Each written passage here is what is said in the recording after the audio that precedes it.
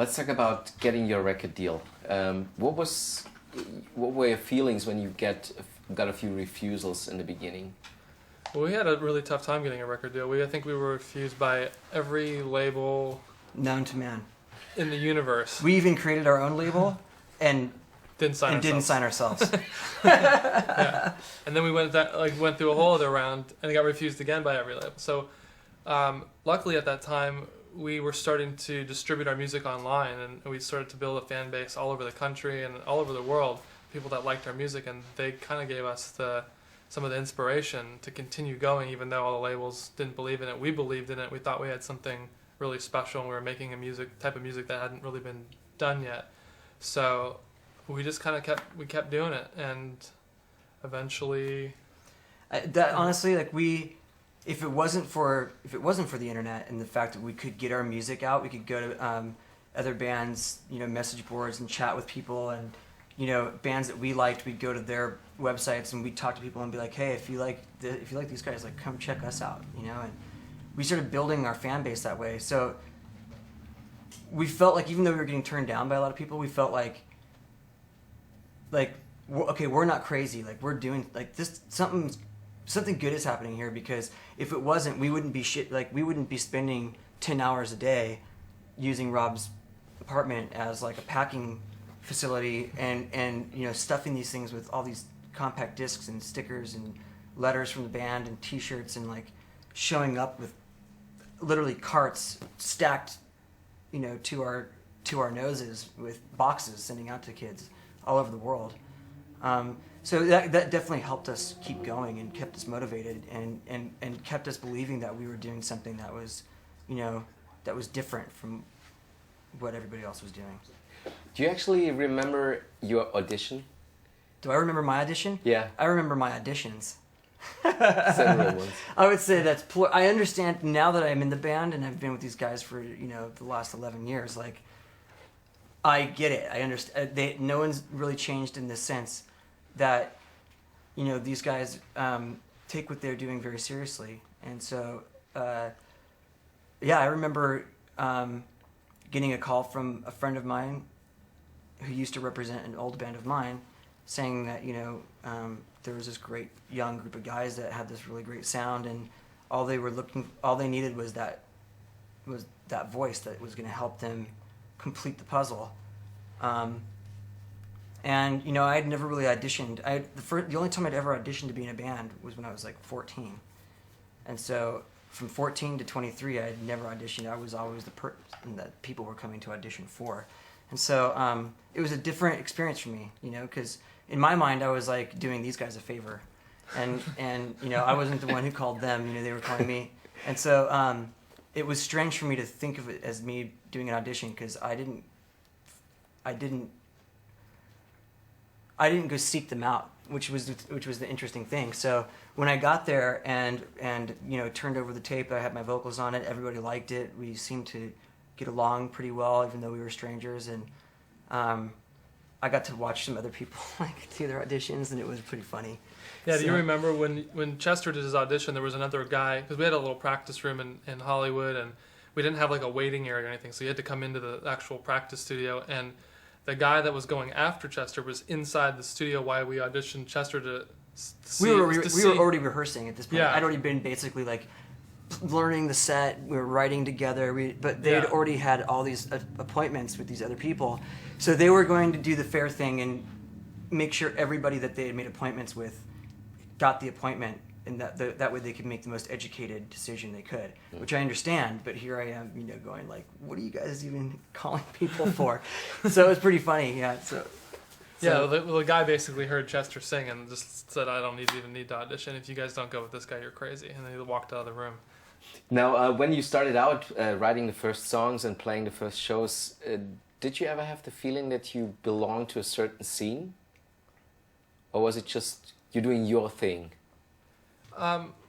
From our perspective, we always felt like we were doing our own thing. I think it was easy for the world to kind of group us in with other bands, and it's just a tendency that people have. I think, a lot of it's just if you go to a record store, where do you go to find our record? What section of the store is it in? So yeah, we always, even though we were grouped in with other bands, we always liked to kind of think and make music that we thought was different, and there was elements in it that actually were different than anything else that was out there. And that's, I think, one of the main goals of the band musically, is to always push ourselves to evolve, to make music that we haven't heard before, that we haven't made before.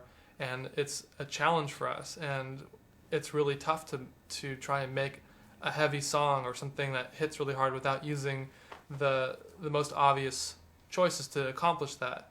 And we like challenging ourselves to do that. So we've done that throughout all of the records that we've made, and that's what we want to continue to do. There's sometimes you come across the term revolution when it comes to your music, like for the Road to Revolution live record and the Project Revolution tour. Is there anything in particular you're revolting against, or is do you think that music can cause a revolution actually? Yeah, I think that for us, when we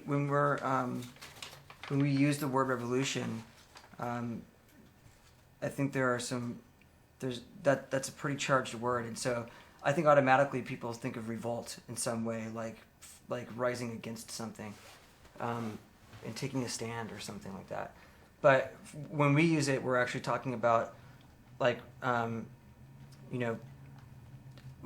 in terms of Project Revolution, it was like, okay, let's make a touring festival that's not just a metal festival, that's not just a rock festival, it's not just a hip hop festival.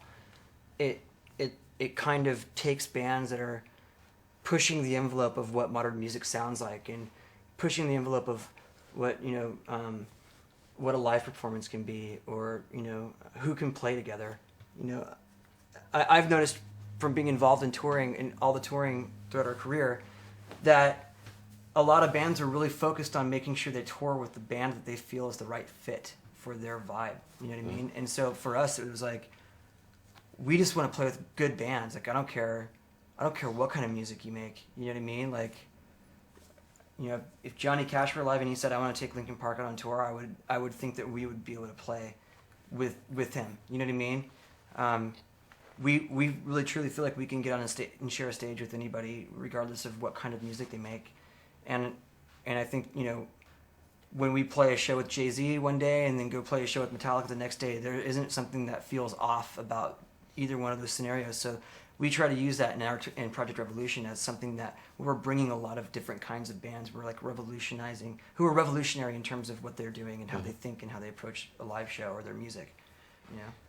The thing is, I interviewed you for the first record and then every other record, maybe 5-6 times altogether, and it's really amazing how you maintain to be grounded and down to earth. I mean, considering how many records you've sold, a change of personality would be almost normal, but you didn't change. What keeps you on the ground? For me, I mean, I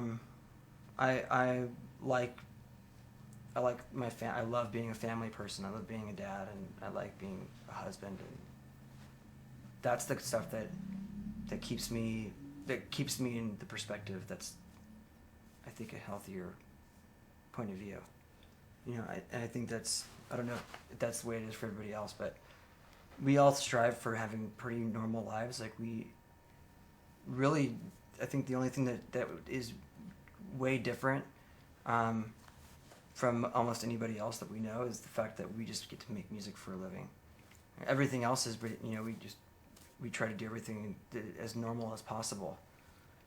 So it's a conscious, I think it's definitely a conscious effort to try to maintain normalcy.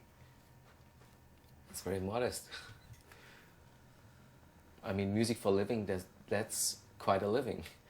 Yeah, I think we won the lottery, is being able to make music for a living, and it's amazing to be able to do something you truly love and get paid to do it, and be able to continue to make more music as a result of the success of the last albums. And as Chester was saying, I think for the most part, I mean, we're normal guys, and we like living like pretty uneventful lifestyle, and on the road we go to great lengths to make it seem just more mellow, normal, as close to being at home as we can make it.